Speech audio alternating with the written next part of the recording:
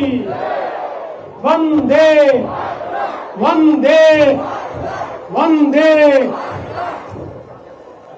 भारतीय स्वातंत्र्य दिनाच्या आपल्या सर्वांना मी खूप खूप शुभेच्छा देतो।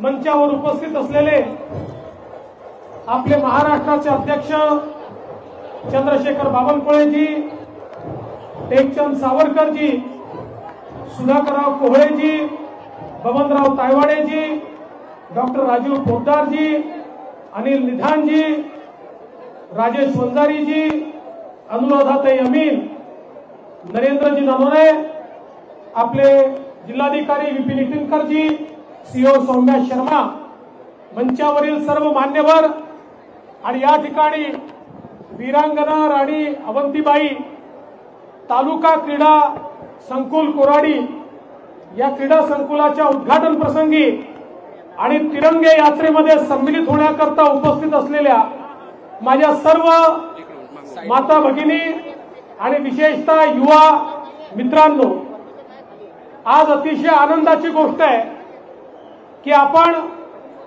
भारतीय स्वातंत्र्याचा या ठिकाणी महोत्सव साजरा करतोय।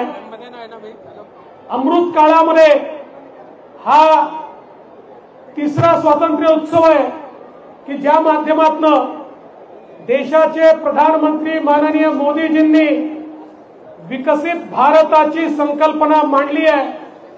दीन दलित गोर गरीब आदिवासी शेतकरी शेतमजूर महिला अल्पसंख्याक ओबीसी सगळ्यांच्या जीवनामध्ये विकास पोचला पाहिजे याकरता आपल्या देशाच्या प्रधानमंत्र्यांच्या नेतृत्वात आपलं काम चाललेलं आहे। आणि आज मोदीजींनी आपल्या सगळ्यांना संदेशा दिला, प्रत्येक घरावर तिरंगा लागला पाहिजे। तिरंगा आमची आन बान आणि शान आहे। याच तिरंग्याकरता आमचे सैनिक त्या ठिकाणी बलिदान देतात। या तिरंग्याची शान कमी होऊ नये म्हणून कित्येक लोक त्या ठिकाणी खऱ्या अर्थानं धारातीर्थी पडतात, पण तिरंगा खाली जाऊ देत नाही। आणि म्हणून अशा तिरंग्याचा सन्मान राहिला पाहिजे। जो तिरंगा आमची आन बान आणि स्वाभिमान आहे, त्या तिरंग्याकरता आम्ही देखील त्या ठिकाणी कटिबद्ध असलो पाहिजे।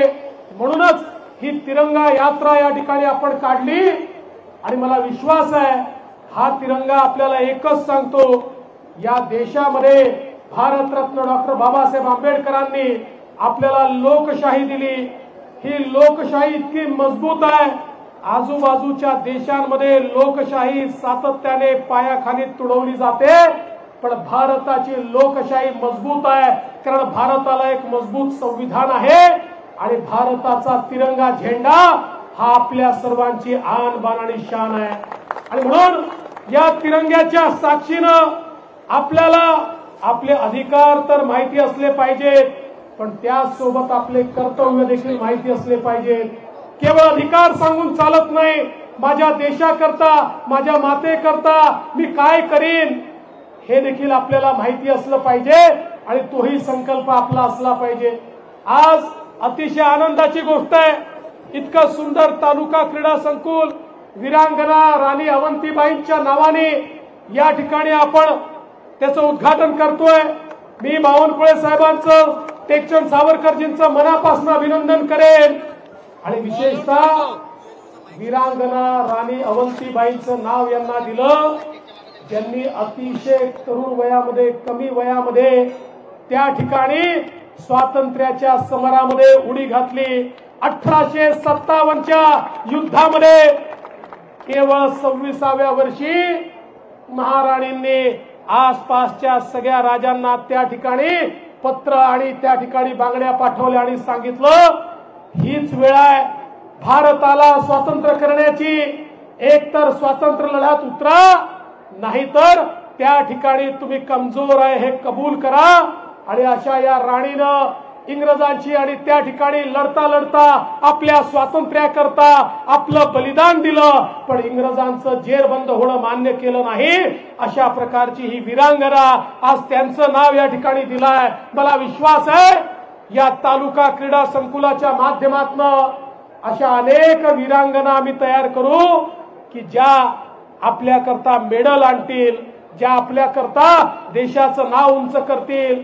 ऑलिम्पिक मध्ये, एशियाड मध्ये ज्यावेळी तिरंगा झेंडा वर जातो आणि आपल्याला मेडल मिळतं त्यावेळी आपल्या अंगावर रोमांच उभे राहतात.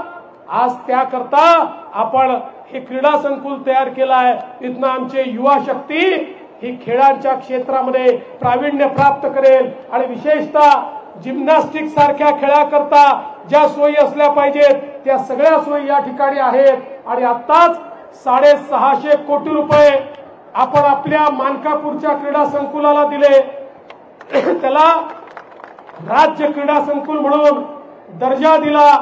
येत्या काळामध्ये देशामध्ये सर्वात चांगली क्रीडा फॅसिलिटी नागपूर शहरामध्ये असेल हे आपल्याला या निमित्ताने सांगतो. पुन्हा एकदा आपल्या तिरंग्याला सलाम करतो, नमन करतो आणि आपण सगळे आपला तिरंगा वर ठेवूया एवढी शुभकामना देऊन माझं बोलणं संपवतो. जय हिंद, जय महाराष्ट्र, भारत माता की जय.